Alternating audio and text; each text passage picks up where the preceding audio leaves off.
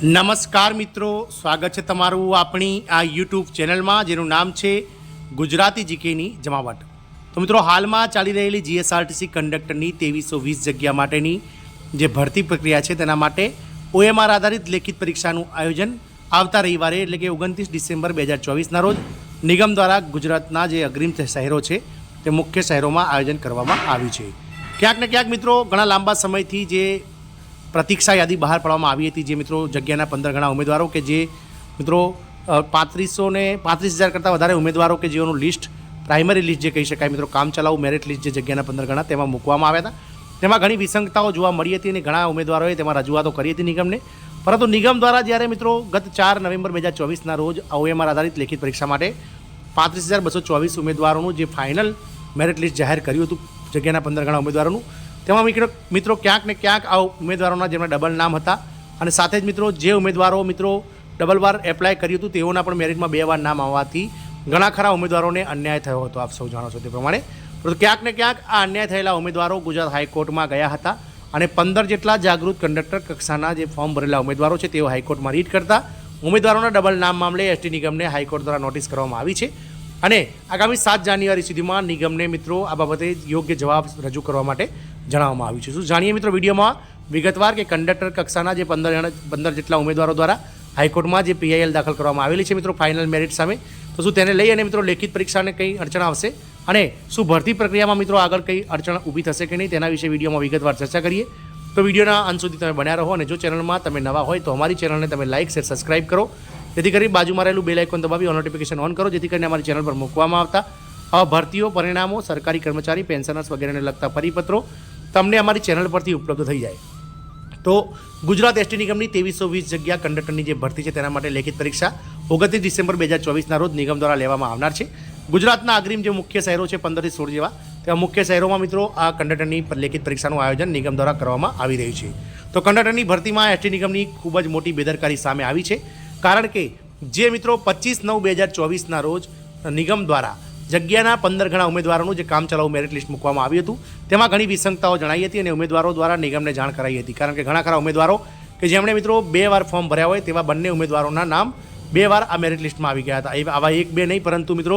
જે છે તે મિત્રો 20 થી 30 જેટલા નામો જે છે તે 2 વાર આવ્યા હતા। તેથી લઈ અને ઉમેદવારોએ એસટી નિગમને રજૂઆત કરી હતી, પરંતુ મિત્રો એસટી નિગમે પોતાનો અણધાર્યો વહીવટ ચાલુ રાખ્યો હતો અને ક્યાંક ને ક્યાંક ઉમેદવારોને અન્યાય કરતા આ ડબલ નામ ના કાઢતા ઉમેદવારો દ્વારા પછી હાઈકોર્ટનું શરણ લેવામાં આવ્યું હતું। આથી ઉમેદવારોના ડબલ નામ મામલે એસટી નિગમે હાઈકોર્ટને આ ઉમેદવારોની અરજી સામે જે છે તે મિત્રો નોટિસ ફટકારી છે અને આગામી 7મી જાન્યુઆરીએ કેસની સુનાવણી વધી હાથ ધરાશે તેવું જાણવામાં આવ્યું છે। શું છે સમગ્ર મામલો જાણીએ તો રાજ્યમાં એસટી નિગમ દ્વારા કંડક્ટરની થઈ રહેલ ભરતી પ્રક્રિયામાં જાહેર કરેલા ફાઇનલ મેરિટ લિસ્ટમાં કુલ 126 જેટલા ઉમેદવારોના નામ 2 વાર જાહેર કરવામાં આવ્યા છે। ઉપરાંત જ્ઞાતિ આધારિત જે કેટેગરી આધારિત જે મેરિટ લિસ્ટ બન્યું નથી, જગ્યાની સમયે નિયમ મુજબ લિસ્ટ જાહેર કરાયું ના હોવા સહિતની બેદરકારી મામલે 15 જેટલા જાગૃત ઉમેદવારો દ્વારા મેરિટ લિસ્ટને પડકારતી હાઈકોર્ટમાં પિટિશન દાખલ કરાઈ હતી, જેમાં નિર્જર દેસાઈએ નિગમને નોટિસ ફટકારી છે। આગામી 7 જાન્યુઆરીએ કોર્ટમાં વધુ સુનાવણી હાથ ધરાશે। ગુજરાત રાજ્ય માર્ગ વાહન વ્યવહાર નિગમ દ્વારા ઓગસ્ટ 2023માં કંડક્ટરની 2320 જગ્યા માટે ભરતી પ્રક્રિયા શરૂ કરવામાં આવી હતી, જેમાં કુલ 1.44 લાખ ઉમેદવારો દ્વારા ફોર્મ ભરવામાં આવ્યા હતા। આ ફોર્મની ચકાસણી બાદ ગત સપ્ટેમ્બર એટલે 25 સપ્ટેમ્બર 2024ના રોજ જે કંડક્ટરની જગ્યા છે 2320 તેના 15 ગણા ઉમેદવારોનું જે પ્રોવિઝનલ મેરિટ લિસ્ટ છે તે જાહેર કરવામાં આવ્યું હતું, જેમાં જગ્યાના 15 ગણા કુલ 35,224 ઉમેદવારોની યાદી જાહેર કરવામાં આવી હતી। આ યાદીમાં અનેક ઉમેદવારો ઉપર જણાવ્યું તે પ્રમાણે 126 જેટલા ઉમેદવારોના નામ 2 વારો દર્શાવવામાં આવ્યા હતા। પિટિશન કરનાર ઠાકોર જસવંતજીએ જણાવ્યું હતું કે નિગમ દ્વારા કંડક્ટરની ભરતી માટે લેવામાં આવનાર પરીક્ષાનું ફાઇનલ મેરિટ લિસ્ટ જાહેર કરી દેવામાં આવ્યું છે, જેમાં ખૂબ જ મોટી બેદરકારી દેખાય છે। મિત્રો આપ સૌને જણાવીએ કે આ ઉમેદવારો દ્વારા જે છે તે ભૂલના સુધારતો હાઈકોર્ટનો આ ઉમેદવારોએ સહારો લીધો છે। આ ફાઇનલ મેરિટ લિસ્ટમાં 1-2 નહીં, પરંતુ 126 જેટલા ઉમેદવારોના નામ 2 વાર દર્શાવવામાં આવ્યા છે। એકના એક ઉમેદવારોના 2 વાર નામ નંબર સહિતની વિગતો લિસ્ટમાં હોવા છતાં નિગમ કોઈપણ પ્રકારની કાર્યવાહી કરી રહી ના હોય તો ઉમેદવારોને અન્યાય થઈ રહ્યો છે। આ બાબતે રજૂઆત કરવા છતાં કોઈ જ સાંભળતું ના હોય અમે કોર્ટનો સહારો લીધો છે તેવું મિત્રો જસવંતભાઈ ઠાકોર કે જે અરજદાર છે, જેમણે હાઈકોર્ટમાં પીઆઈએલ કરી છે, તેમણે જણાવ્યું હતું। 8 મહિનાની મહેનતે પુરાવા એકત્ર કર્યા છે। પિટિશનર જસવંતભાઈ ઠાકોરે જણાવ્યું હતું કે અમે શરૂઆતથી જ નિગમની ભરતીમાં અન્યાય થયો છે જેમાં 3342 જગ્યાઓ બતાવી, જેમાં 1022 ઓછી કરી અને પહેલાં તો જગ્યા ઘટાડી અને 2320 કરી દેવામાં આવી. અને ફોર્મ ભરાયા બાદ પ્રોવિઝનલ મેરિટ લિસ્ટ યાદી જાહેર થઈ, તેમાં કેટલાક ઉમેદવારોને ટકાવારીના બદલે પર્સન્ટાઇલ બતાવીને લિસ્ટમાં આવી ગયા હોય તેવી શંકા છે, જેથી રાજ્યના 15 ઉમેદવારોની ટીમ બનાવી ભરતી અંગે આધારભૂત પુરાવા એકત્ર કરવામાં લાગ્યા હતા. 8 મહિનાની મહેનત છેલ્લે સંપૂર્ણ પુરાવા મળતા અમે કોર્ટમાં જઈ અને ન્યાયની માગણી કરી છે. તો મિત્રો, ગુજરાત હાઈકોર્ટ દ્વારા આ 15 જેટલા ઉમેદવારો કે જેમણે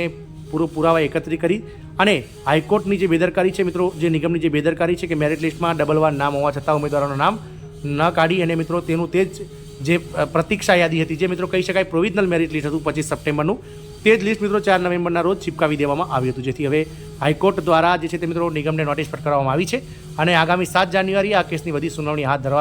ધરશે હાઈકોર્ટ. અને એમાં મિત્રો નિગમના જે છે તે મિત્રો કર્મચારી અધિકારીઓને હાજર રહી અને મિત્રો આ બાબતનો ખુલાસો કરવાનું કહેવામાં આવ્યું છે. ક્યાંક ને ક્યાંક મિત્રો હાલમાં નિગમ દ્વારા જે 2320 જગ્યા માટે જે 35,224 ઉમેદવારોનું જે લેખિત પરીક્ષા છે તેનું આયોજન કરી રહ્યું છે, તેમાં મિત્રો આ કેસ કોઈ જાતની અડચણ ઊભી કરશે નહીં, કારણ કે હજુ સુધી હાઈકોર્ટે આ ભરતી પ્રક્રિયા પર સ્ટે મૂકવાની વાત નથી કરી. ક્યાંક ને ક્યાંક હજુ 7 તારીખે જે છે તે મિત્રો સુનાવણી ધરાશે, ત્યારબાદ આ કેસમાં આગળ શું થશે તેની ખબર પડશે. પરંતુ એ વાત સ્પષ્ટ છે કે જ્યારની આ ભરતી બહાર પડી છે 2023થી, ત્યારથી લઈને આ ભરતી ચોક્કસથી હાઈકોર્ટના દ્વારે જ ઊભી હોય તેવું લાગી રહ્યું છે. કારણ કે શરૂઆતમાં જ્યારે ફોર્મ ભરાયા ત્યારે મિત્રો જે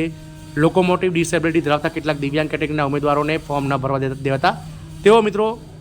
તેમ હાઈકોર્ટની શરણે ગયા હતા. તે જ રીતે મિત્રો હવે ઘણા ખરા ઉમેદવારો જે પ્રોવિઝનલ મેરિટ લિસ્ટમાં જેમનું સ્થાન નથી પામ્યું જગ્યાના 15 ગણા ઉમેદવારોમાં, તેઓ પણ મિત્રો હાઈકોર્ટની શરણે ગયા છે. ક્યાંક ને ક્યાંક આગામી સમયમાં જો નિગમ દ્વારા યોગ્ય જવાબો રજૂ કરવામાં નહીં આવે તો ચોક્કસથી ફરીથી આ ભરતી ટલ્લે ચડશે તેવું દેખાઈ રહ્યું છે. કારણ કે હાઈકોર્ટ દ્વારા જ્યાં સુધી આ ઉમેદવારોને યોગ્ય જવાબ નહીં આપવા હોય ત્યાં સુધી નિગમને જે છે તે મિત્રો રજૂઆત કરવા માટેનો મોકો આપવામાં આવશે. અને જ્યાં સુધી નિગમ યોગ્ય રજૂઆત નહીં કરે ત્યાં સુધી આ હાઈકોર્ટ આગળની જે ભરતી પ્રક્રિયામાં જે મેરિટ લિસ્ટ છે અથવા તો જગ્યાના જે 1.5 ગણા ઉમેદવારોનું જે દસ્તાવેજ ચકાસણીનું જે લિસ્ટ છે તેને મિત્રો જાહેર કરવા નહીં દે. તો ક્યાંક ને ક્યાંક આ ભરતીની લેખિત પરીક્ષા તો આયોજિત થઈ જશે, પરંતુ ત્યારબાદ આ ભરતી પ્રક્રિયા ટલ્લે ચડી જાય તેવું લાગી રહ્યું છે. કારણ કે લેખિત પરીક્ષાના મેરિટ ઉપરથી જગ્યાના 1.5 ગણા ઉમેદવારોને ડોક્યુમેન્ટ વેરિફિકેશન માટે આગામી સમયમાં બોલાવવામાં આવશે. પરંતુ ક્યાંક ને ક્યાંક હાઈકોર્ટ દ્વારા નિગમને આ નોટિસ ફટકારી હોવાથી જો 7 જાન્યુઆરીએ નિગમ યોગ્ય જવાબ રજૂ કરી દેશે તો મિત્રો ક્યાંક ને ક્યાંક આ ભરતી આગળ વધશે. નહીં તો મિત્રો જેમ પહેલાં ફોર્મ ભરવા ટાઈમે જે વિકલાંગ કેટેગરીના ઉમેદવારોએ હાઈકોર્ટમાં પીઆઈએલ કરી હતી અને જેમાં તારીખ પે તારીખ વાળો જે સિલસિલો ચાલ્યો અને ભરતી પ્રક્રિયા ઓલરેડી 1 થી 1.5 વર્ષ જે લેટ થઈ, તે પ્રમાણે જો નિગમ દ્વારા 7 જાન્યુઆરીએ યોગ્ય જવાબ નહીં રજૂ કરવામાં આવે અને વધુ સમય માગવામાં આવશે તો ક્યાંક ને ક્યાંક આ ભરતી પ્રક્રિયા પૂર્ણ થવામાં આ 2025નું વર્ષ પર પૂર્ણ થઈ જાય તો નવાઈ નહીં. જોવાનું એ રહેશે કે નિગમ દ્વારા આ 15 જેટલા ઉમેદવારો કે જેમણે હાઈકોર્ટમાં પીઆઈએલ કરે છે તેમના મિત્રો જે પુરાવાઓ છે તેના સામે નિગમ યોગ્ય જવાબ રજૂ કરી દે અને ક્યાંક ને ક્યાંક આ 35,224 ઉમેદવારો કે જેઓ 29 ડિસેમ્બરે આગામી સમયમાં પરીક્ષા આપવાના છે તેવા ઉમેદવારોના ભાવિને સાથે ચેડા ન કરે નિગમ, અને ચોક્કસથી નિગમ આ 15 ઉમેદવારો છે તેમના યોગ્ય પુરાવાઓ સામે જવાબ રજૂ કરી અને આ ભરતી પ્રક્રિયાને આગળ ધપાવી અને આગામી સમયમાં મિત્રો 31 મે 2025 સુધીમાં આ ભરતી પ્રક્રિયા ઓર્ડર સાથે પૂર્ણ કરે તેવી આશા સહ. જય હિન્દ, અસ્તુ.